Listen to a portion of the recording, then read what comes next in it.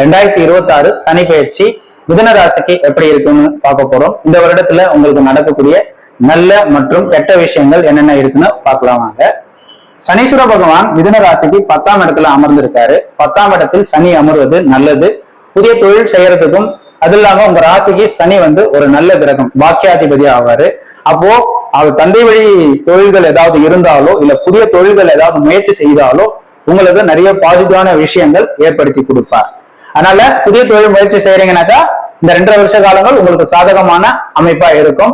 In case உங்க தொழில் விரிவாக்கம் பண்ண போறீங்கன்னாக்கா வெளிநாடு சார்ந்த விஷயத்திற்கு முக்கியத்துவம் கொடுங்க, அதிகப்படியான ரிசல்ட் கிடைக்கும்.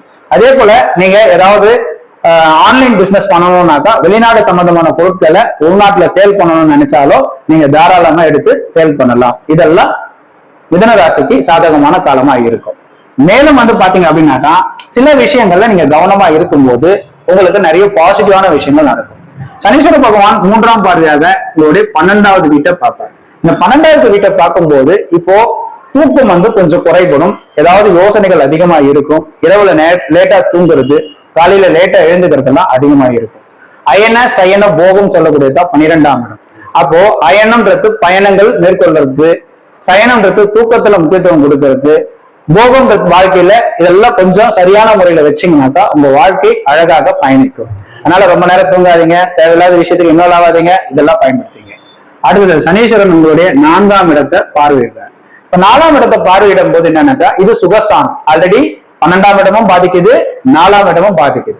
அப்ப குறிப்பா நீங்க இந்த காலகட்டத்துல சுகத்துக்கு முக்கியத்துவம் கொடுக்கூடாது, லேசியா இருக்கக்கூடாது. இதெல்லாம் நீங்க அவாய்ட் பண்ணீங்கன்னா சனி உங்களுக்கு நல்லபடியா கொடுப்பார். அதே போல 4ஆம் இடம்ன்றது வீடு மனை வாகனங்கள் சொல்லக்கூடியது. அப்ப வீடு மனை வாகனங்கள் இந்த வருடத்துல முயற்சி செய்யும் போது சற்று தாமதமானாலும் அதற்கு பயப்படக்கூடாது.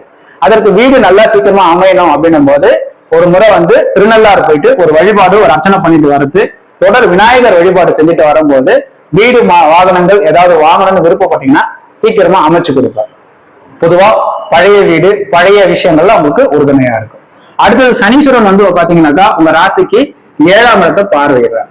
கணவன் மனைவிக்குள்ள சின்ன சின்ன கருத்து வேறுபாடுகள் இருந்தாலும் அதை பெருசா பொருட்படுத்தாம விட்டு கொடுத்து போங்க, உங்க வாழ்க்கை அழகா பயணிக்கும்.